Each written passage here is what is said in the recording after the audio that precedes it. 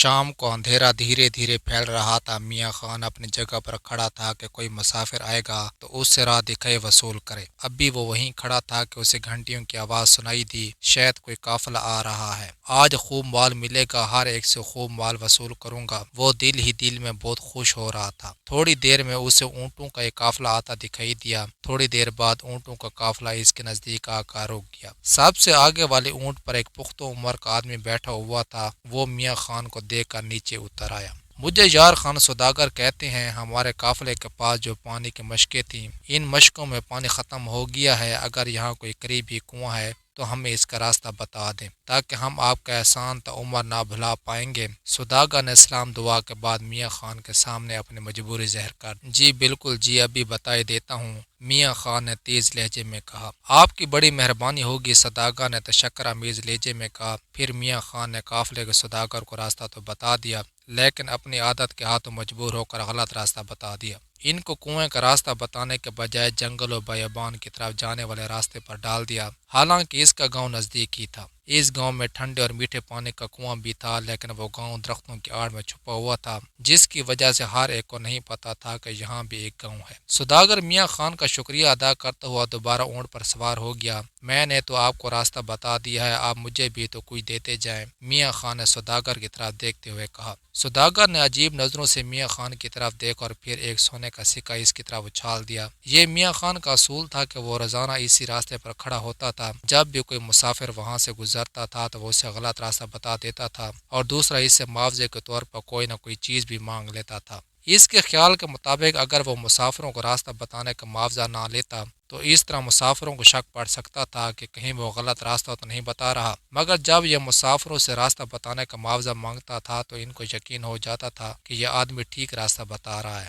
اس لیے تو وہ ان سے معاوضہ مانگ رہا ہے۔ حالانکہ میاں مسافروں سے معاوضہ بھی لیتا تھا اور ان کو غلط راستہ بھی لگا دیتا تھا۔ میاں خان نے اپنا یہ پیشہ بنا لیا تھا، مسافروں کو غلط راستے پر لگا کر اس کے بدلے معاوضہ لے کر اسے بڑا لطف آتا تھا۔ اس کے پڑوسیوں اور گاؤں والوں کی اس کی بےہودہ حرکت کا پتہ تھا، انہوں نے کئی مرتبہ منع بھی کیا تھا، لیکن وہ اپنے اس کام سے باز نہ آیا۔ ایک دفعہ ایسا ہوا کہ اسے ایک کام کے سلسلے میں کسی دوسرے دور کے گاؤں میں جانا پڑا۔ اسے اس گاؤں کا مکمل راستہ معلوم نہیں تھا۔ اس نے سوچا کہ وہ ارد گرد کے لوگوں اور دیہاتیوں سے پوچھتا ہوا وہاں پہنچ جائے گا۔ وہ صبح سویرے ہی اس گاؤں کی طرف روانہ ہوا تاکہ شام ہونے سے پہلے وہ اس گاؤں میں پہنچ جائے۔ وہ چلتا رہا، صبح سے دوپہر اور پھر شام ہونے کو آئی۔ جہاں تک اسے راستہ معلوم تھا وہ وہاں پہنچ جائے۔ وہ چلتا رہا، صبح سے دوپہر اور پھر شام ہونے کو آئی۔ جہاں تک اسے راستہ معلوم تھا وہ وہاں پہنچ گیا۔ آگے ایک راستہ 3 مزید راستوں میں تقسیم ہو رہا تھا۔ اب اسے نہیں معلوم تھا کہ اس کے مطلوبہ گاؤں والا کون سا راستہ ہے۔ ابھی وہ کھڑا سوچ رہا تھا کہ اسے ایک طرف سے آتا ہوا ایک آدمی دکھائی دیا۔ وہ اس آدمی کے قریب آنے کا انتظار کرنے لگا۔ تھوڑی دیر بعد وہ آدمی قریب پہنچ گیا۔ کیوں پریشان کھڑے ہو؟ اس آدمی نے آتے ہی میاں خان سے پوچھا۔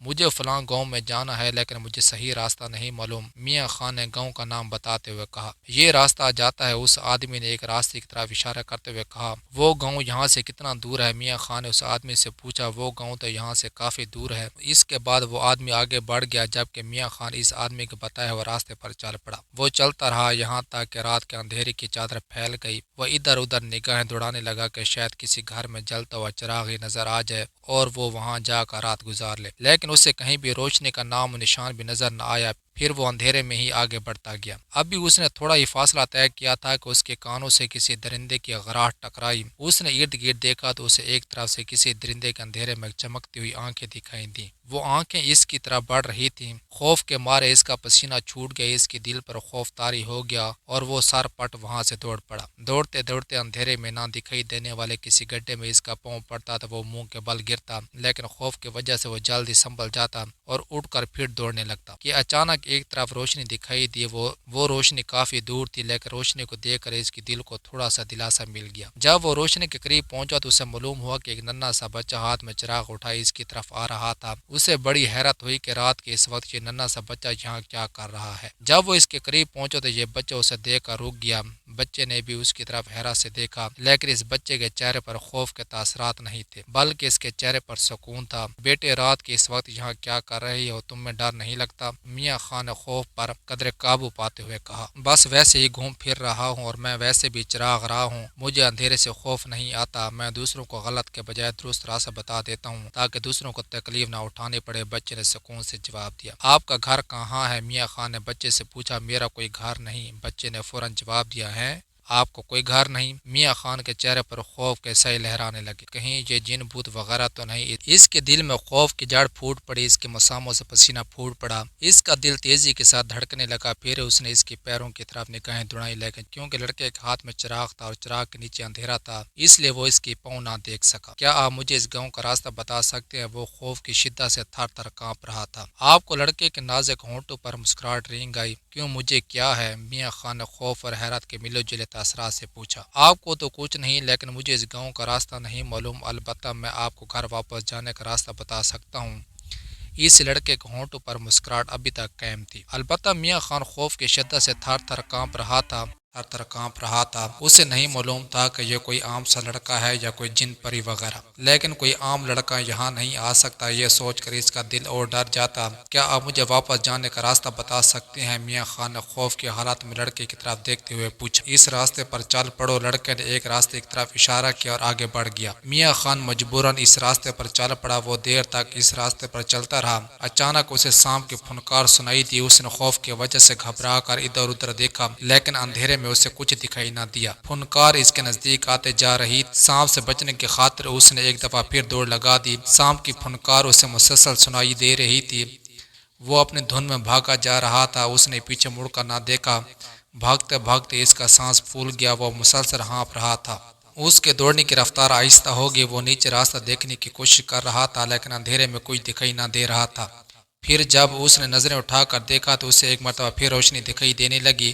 وہ دوڑتا ہوا اس روشنی کی طرف بڑھنے لگا، مگر جب وہ روشنی کے قریب پہنچا تو اسے حیرت کا ایک اور شدید جھٹکا لگا، کیونکہ وہاں ایک خوبصورت لڑکی بیٹھی چرخہ کاٹ رہی تھی۔ اس لڑکی کے آگے چرخہ پڑا تھا اور اس سے آگے ایک چراغ سے چراغ دان پر چراغ پڑا ہوا تھا۔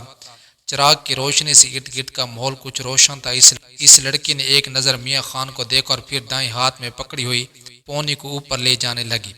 آپ اس وقت یہاں کیا کر رہی ہیں؟ میاں خان نے پرتجسس نگاہوں سے لڑکی کو دیکھتے ہوئے کہا، لیکن اس کی آواز میں خوف بھرا ہوا تھا۔ دیکھ نہیں رہے کہ چرخہ کاٹ رہی ہوں؟ لڑکی نے چرخہ چلانا بند کر دیا، مگر یہ جگہ اور رات کے اس وقت خوف کے مارے میاں خان کے گلے میں ہی پاس اٹک گئے۔ میں ہر رات یہاں بیٹھ کر چرخہ کاٹتی ہوں اور بھٹکے ہوئے مسافروں کو سیدھا راستہ بتاتی ہوں۔ اس لڑکی نے بڑے سکون سے جواب دیا۔ کیا آپ مجھے میرے گاؤں کا راستہ بتا سکتی ہیں؟ میاں خان نے التجائیہ لہجے میں کہا۔ میں ٹھیک راستہ بتانے کے بدلے کچھ نہ کچھ معاوضہ لیتی ہوں، لڑکی نے اطمینان سے جواب دیا، مگر میرے پاس تو آپ کو دینے کے لیے کچھ بھی نہیں ہے۔ میاں خان لڑکی کا جواب سن کر پریشان ہو گیا۔ آپ مجبور اور بھٹکے ہوئے مسافر ہیں، چلو آپ کو بتا دیتی ہوں، لیکن میں نے کبھی کسی کو غلط راستہ نہیں بتایا۔ یہ کہتے ہوئے لڑکی نے ایک راستے کی طرف اشارہ کر میاں خان لڑکی کا شکریہ ادا کرنے کے بعد اس راستے پر چل پڑا۔ وہ اس راستے پر چلتا رہا۔ وہ مسلسل چل چل کر اور دوڑ دوڑ کر نڈال ہو چکا تھا۔ وہ چلتا رہا یہاں تک کہ صبح کو اجالا نمودار ہونے لگا۔ تھوڑی دیر بعد صبح کے اجالے میں اسے سامنے سڑک پر کھڑا ہوا آدمی دکھائی دیا۔ اس آدمی کو دیکھتے ہی اس پر حیرت کا شدید جھٹکا لگا، کیونکہ یہ وہی آدمی تھا جس نے کل شام اسے راستہ بتایا تھا۔ میاں خان نے ارد گرد کا جائزہ لیا تو اسے معلوم ہوا کہ وہ تو اسی جگہ پہنچ گیا ہے جہاں سے وہ کل شام چلا تھا۔ مجھے سلطان کہتے ہیں، میں خشکی پر بھولے بھٹکے ہوئے مسافروں کو راستہ دکھاتا ہوں۔ جیسے ہی میاں خان وہاں پہنچا تو سلطان بول پڑے، لیکن آپ نے مجھے کیوں غلط راستہ بتایا؟ میاں خان اس کی طرف حیرت سے دیکھا، کیونکہ خدا نے میرے ذمہ یہ کام لگایا ہے کہ میں خشکی پر بھولے بھٹکے مسافروں کو کسی نہ کسی روپ میں آ کر سیدھا راستہ بتاؤں،